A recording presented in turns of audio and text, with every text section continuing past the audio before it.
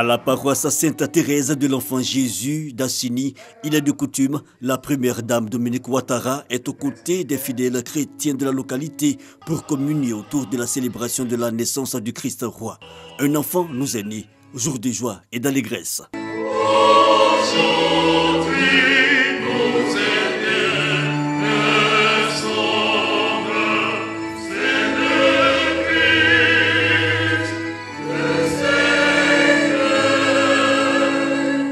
Portés par le cœur, les pensées sont unies par l'esprit de Noël.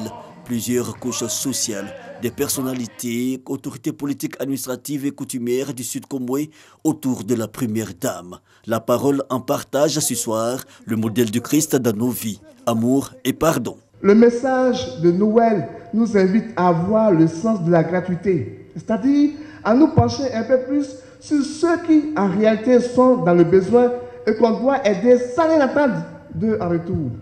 La mission qui nous est donc confiée en cette solennité serait par exemple, dans la mesure de nos possibilités, de redonner de la joie aux laissés pour compte, aux enfants abandonnés, aux malades et aux personnes âgées. Être attentif aux souffrances de son prochain, l'essentiel du message, la première dame Dominique Ouattara y adhère. C'est une notion très importante et plus que jamais en cette période de Noël, il faut vraiment le faire, c'est-à-dire partager avec tous ceux qu'on peut. Nous venons d'assister à une très belle messe à la paroisse d'Assini, comme je le fais chaque année, et je voulais vous dire que je souhaite à tous les Ivoiriens et les Ivoiriennes et aux personnes qui vivent dans notre pays une belle nuit de Noël et également de belles fêtes de fin d'année.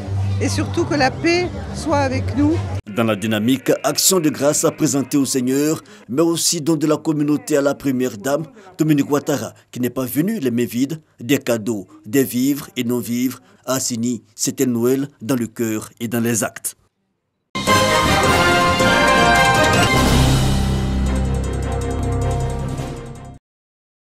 Ce sont deux établissements financiers, une structure spécialisée dans l'identification et l'Institut national ivoirien des entreprises que le ministère de l'Artisanat sollicite pour l'accompagner dans sa mission de promotion et de développement de l'artisanat en Côte d'Ivoire. Avec ces partenariats, les artisans, quel que soit leur domaine d'activité, bénéficieront d'un encadrement et d'une formation, mais également de financement pour développer leurs activités. Le secteur dénombre environ 5 millions d'artisans en Côte d'Ivoire. Et donc c'est une convention qui a plusieurs volets. Il y a un volet bancarisation, donc formaliser et bancariser donc, ces artisans. Il y a un volet financement, donc mettre en place des lignes de crédit qui permettront à ces artisans de pouvoir financer leurs besoins en fonds de roulement, mais leurs investissements aussi. Les artisans sont des promoteurs qui sont pour la plupart dans l'informel et il s'agit de faire en sorte qu'un accompagnement efficient leur soit donné afin qu'ils deviennent des entreprises performantes et pourquoi pas des grandes entreprises plus tard. L'artisanat en Côte d'Ivoire est encore dans l'informel. Mal organisé, les artisans peinent à tirer véritablement profit de leur métier. Le ministre de l'Artisanat compte y apporter des correctifs. La première action qu'il compte mener, c'est l'identification de tous les artisans. C'est le cœur du sujet. Combien sont les artisans ? Qui sont les artisans? Combien d'entreprises du secteur? Voilà les questions essentielles.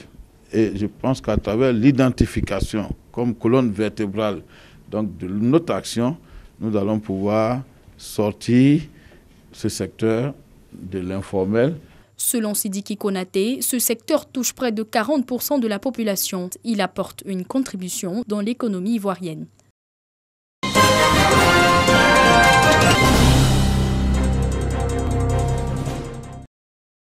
Comment élaborer la stratégie de promotion des emplois verts? Comment mettre en place un plan de communication pour faciliter les actions de promotion de ces emplois? Voici autant d'interrogations qui suscitent cette rencontre des acteurs de l'économie verte. Une économie offrant des opportunités de création de richesses et d'emplois. L'emploi vert, pas de l'idée qu'il faut préserver l'environnement. Vous avez des touristes qui peuvent visiter les parcs, qui peuvent visiter les forêts sacrées, qui peuvent visiter les aires protégées. Tout ça, il faut des guides. Selon le ministère chargé de l'emploi, l'économie verte entraîne une amélioration du bien-être et réduit les risques environnementaux. Il y a rejoindre la terre parce que les forêts sont détruites. Alors, si on préserve les forêts, si on replante les arbres, si on on met fin à la déforestation. En mettant fin à la déforestation, on va créer des emplois parce qu'il faut planter des arbres, il faut les entretenir. La démarche va consister à communiquer, à informer, à expliquer aux uns aux autres et surtout à montrer les compétences qu'il faut acquérir pour que ces emplois puissent être créés en réalité. Parce qu'il s'agit de créer des emplois verts et décents. À l'issue des échanges, plusieurs recommandations sont prises, notamment la mise en place d'un mécanisme de suivi de la stratégie de promotion des emplois verts.